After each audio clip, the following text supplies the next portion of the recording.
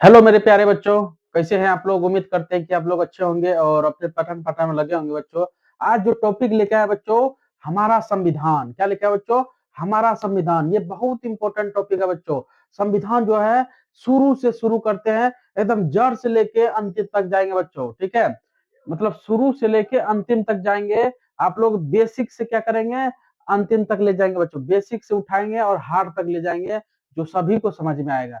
चलिए स्टार्ट करते हैं। भारत का संविधान कहाँ से बच्चों? भारत का संविधान पहले शुरुआत करते हैं बच्चों 1773 ईस्वी से। मतलब जब हम लोग 1757 का युद्ध जब हुआ था, उस समय से स्टार्ट करते हैं संविधान के बारे में। ठीक ना। पहला है कि संविधान लिखित नियमों की एक ऐसी किताब है जिसे किसी भी देश में रहने वाले सभी लोग सामूहिक रूप से मानते हो। मतलब ऐसा किताब है बच्चों संविधान, जो जो जिस किसी भी देश में रहने वाले सभी लोग सामूहिक रूप से मानते हैं। सभी लोग को संविधान को मानना पड़ेगा। ठीक है, उसीलिए।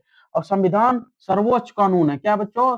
संविधान जो है ये क्या है? सर्वोच्च कानून है। ये सबसे बड़ा कानून है बच्चों। ठीक है, अब पढ़ते हैं बच्चों भारतीय संवैधानिक इतिहास। बच्चों संविधान का थोड़ा सा इतिहास के बारे में समझते हैं। ठीक है, इतिहास में क्या क्या दिया था कि भारतीय इतिहास में 1757 ईस्वी के प्लासी युद्ध हुआ था। 1757 में क्या हुआ था बच्चों? प्लासी युद्ध हुआ था। और 1764 ईस्वी के बक्सर युद्ध के बाद ईस्ट इंडिया कंपनी ने समय समय पर कई अधिनियम लागू किए, जो भारतीय संविधान के विकास की सीढ़ियां बने, जो इस प्रकार है। ठीक है, जो इस प्रकार है इसके बारे में समझते हैं। क्या बच्चों? पहला आया 1773 ईस्वी का रेगुलेटिंग एक्ट। क्या आया बच्चों? पहला क्या आया? 1773 ईस्वी का रेगुलेटिंग एक्ट। ठीक ना, इसके बारे में थोड़ा सा जानकारी लेते हैं। यह एक्ट के तहत बंगाल का गवर्नर को बंगाल का गवर्नर जनरल पद किया। मतलब बच्चों ये जब एक्ट आया, जब भारत में ईस्ट इंडिया कंपनी आया था, उस समय पहला एक्ट कब आया था? 1773 का रेगुलेटिंग एक्ट आया था। इसमें क्या किया बच्चों कि बंगाल का गवर्नर को हटा के बंगाल का गवर्नर जनरल किया। मतलब जनरल को जोड़ा इसमें। जनरल मतलब पद जोड़ा। ये क्या होता है? ये एक पद है। ठीक है, इसको क्या किया 1773 में, इसको क्या क्या नाम दिया, मतलब जोड़ दिया। ठीक है, नोट में लिखना है भारत में प्रथम गवर्नर जनरल कौन बना था। याद रखना है, हम बार बार बोलेंगे और रिपीट भी कराएंगे कि आप लोग को दिमाग में एक बार बैठ जाए। बार बार आप लोग को रिवीजन करवाएंगे। ठीक है, क्या है कि भारत बंगाल का प्रथम गवर्नर जनरल कौन था? लॉर्ड वारेन हेस्टिंग्स था। कौन था? लॉर्ड वारेन क्या था? हेस्टिंग्स था। ठीक है, याद रखना क्या था बच्चों? हेस्टिंग्स था। लॉर्ड वारेन हेस्टिंग्स था। कौन था? बंगाल का प्रथम गवर्नर जनरल था। कौन? लॉर्ड वारेन हेस्टिंग था। कौन था? लॉर्ड वारेन हेस्टिंग था। कौन था? Lord Warren Hastings. ठीक है, याद रखना है। उसके बाद बच्चों इस एक्ट के तहत कोलकाता में क्या हुआ? कोलकाता में 1774 ईस्वी में, कब? 1774 ईस्वी में एक उच्चतम न्यायालय, मतलब उच्चतम न्यायालय का स्थापना किया। मतलब बच्चों उच्चतम न्यायालय, हाई मतलब हाई कोर्ट। क्या बच्चों? हाई कोर्ट, उच्चतम न्यायालय। ठीक है, हाई कोर्ट, सुप्रीम कोर्ट बोलता है बच्चों। तो वो क्या हो जाता है? उच्चतम न्यायालय मतलब क्या हुआ? सुप्रीम कोर्ट ही हुआ। क्या हुआ बच्चों? सुप्रीम कोर्ट ही। उच्चतम न्यायालय क्या हुआ? सुप्रीम कोर्ट का क्या किया? यह स्थापना किया। कब? 1774 ईस्वी में। कब क्या बच्चों? उच्चतम न्यायालय मतलब ऊंचा न्यायालय। ठीक है, उच्च न्यायालय का स्थापना कब किया? 1774 ईस्वी में। इसमें एक मुख्य न्यायाधीश एवं 3 अन्य न्यायाधीश थे। क्या थे? एक मुख्य न्यायाधीश थे और 3 अन्य न्यायाधीश। मतलब एक मेन था और 3 अलग अलग था। मतलब 3 न्यायाधीश था और एक मुख्य न्यायाधीश थे। ठीक है, नोट में लिखना है प्रथम मुख्य न्यायाधीश क्या कौन था? प्रथम सबसे पहला सर एलिजा इम्फे। क्या था? Sir Elijah Impey. ये क्वेश्चन पूछता है बच्चों। ये क्वेश्चन जो है, ये क्वेश्चन वीवीआई है। क्या है? वीवीआई है, याद रखना। ये क्वेश्चन जो है पूछता है बार बार। क्या? प्रथम मुख्य न्यायाधीश कौन था? प्रथम मुख्य न्यायाधीश कौन था बच्चों? प्रथम मुख्य न्यायाधीश कौन था? Sir Elijah Impey. Sir Elijah Impey. Sir Elijah Impey थे। कौन थे? सर एलिजा इम्फे थे। बार बार रिपीट करवा रहे हैं कि आप लोग को दिमाग में बैठ जाए। ठीक है, उसके बाद क्या बच्चों? उसके बाद है 1784 ईस्वी का पीस्ट इंडिया एक्ट आया। क्या आया बच्चों? 1784 का पीस्ट इंडिया एक्ट आया। कब आया? 1784। मतलब 1773 के बाद क्या आया? 1784 आया पीस्ट इंडिया एक्ट। ठीक है, इस एक्ट के तहत द्वैत शासन दिया, मतलब दोहरा शासन का प्रारंभ किया। ये 1784 में दोहरा शासन हम लोग का भारत में किया। दोहरा शासन क्या हुआ समझता है? मतलब केंद्र वाला अलग हुआ और राज्य वाला अलग हुआ, मतलब दो शासक कर दिया। ठीक है, पहला है बच्चों, पहला क्या बनाया बोर्ड ऑफ डायरेक्टर बनाया। जो व्यापारिक मामले था, वो व्यापारिक मामले कौन करेगा? बोर्ड ऑफ डायरेक्टर कौन करेगा बच्चों? व्यापारिक मामले बोर्ड ऑफ डायरेक्टर करेगा।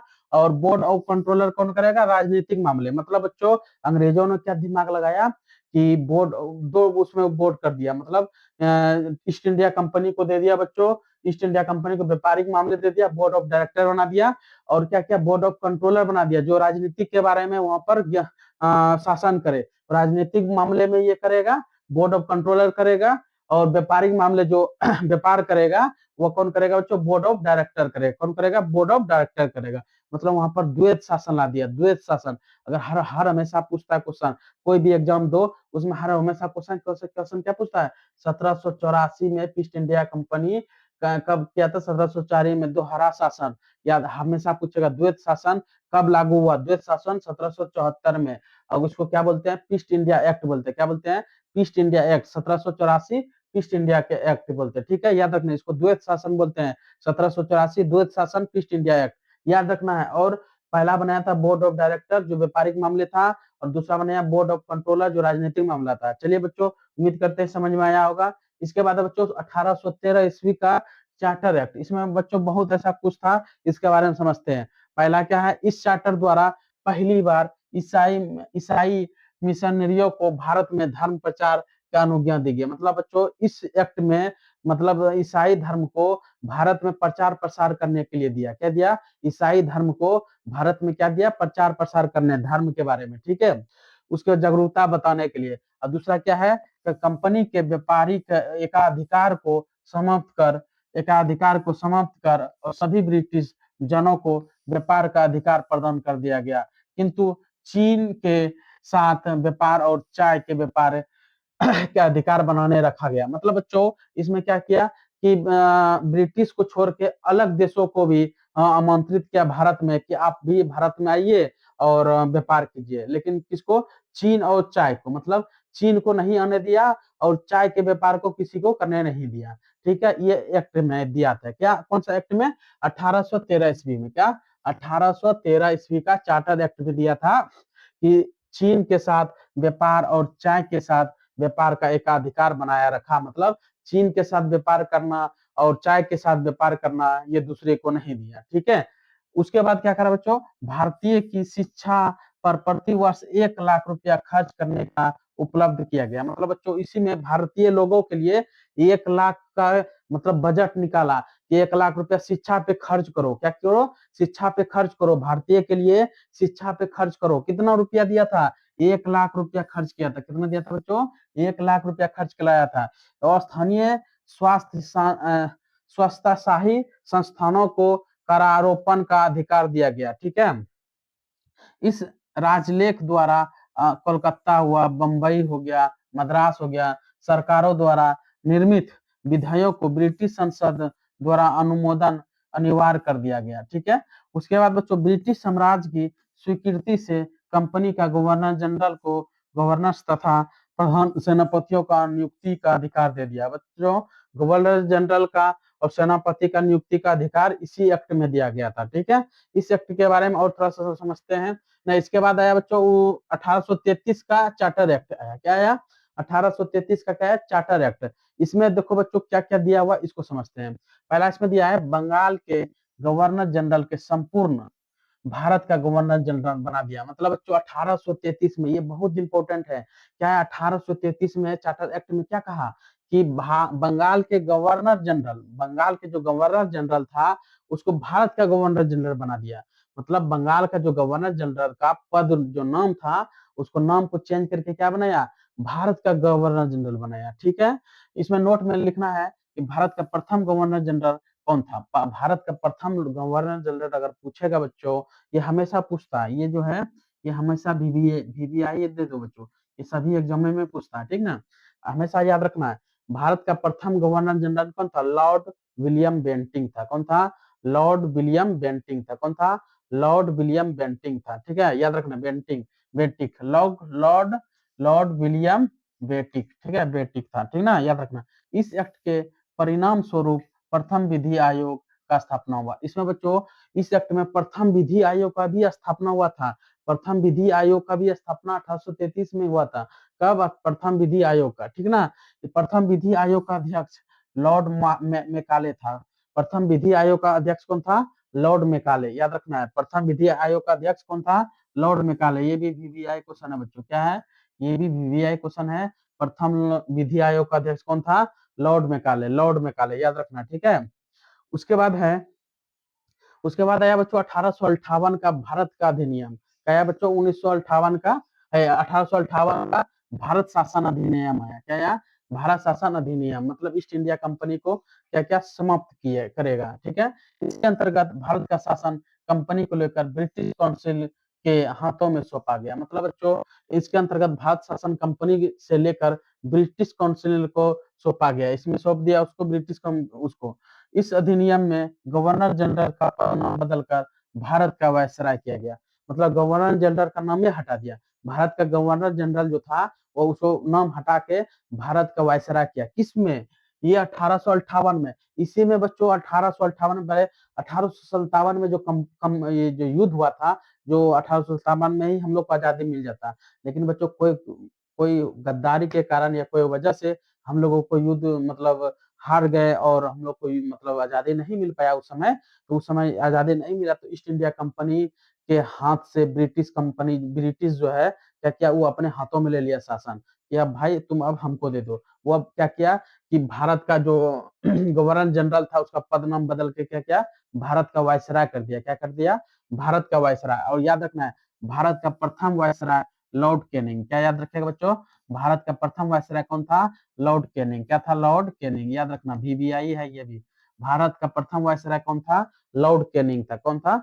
भारत का प्रथम वायसराय लॉर्ड कैनिंग। भारत का प्रथम वायसराय लॉर्ड कैनिंग।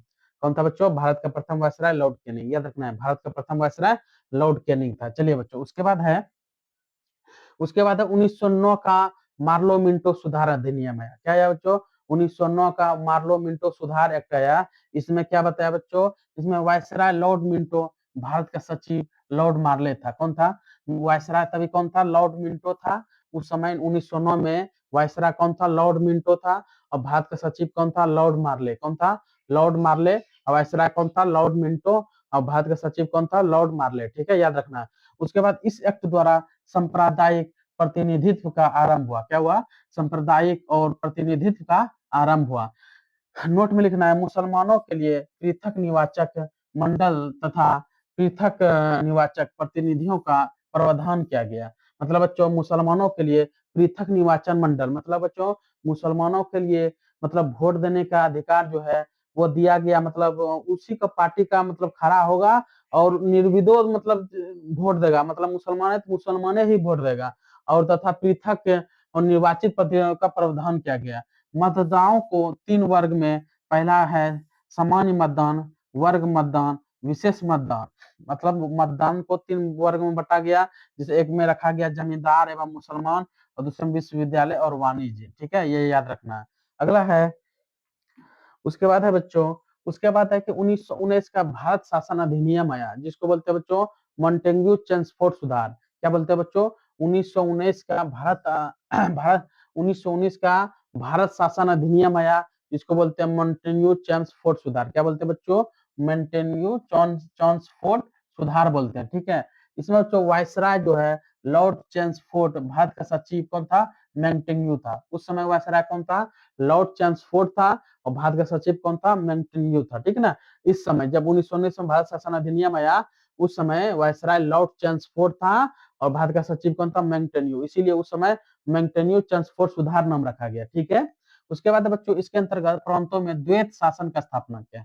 वहां पर बच्चों, वहां पर और कुछ था, यहाँ पर द्वैत शासन मतलब केंद्र का शासन अलग था और राज्य का शासन अलग था। उसमें क्या क्या था? द्वैत शासन का जनक बनाया लियोनस काटिलस। क्या बनाया? काटियस, लियोनस काटियस बनाया। कौन था द्वैत शासन का जनक? लियोनस काटियस। कौन था? लियोनस काटियस था। द्वैत शासन का जनक कौन था? लियोनस काटिनस था, ठीक है।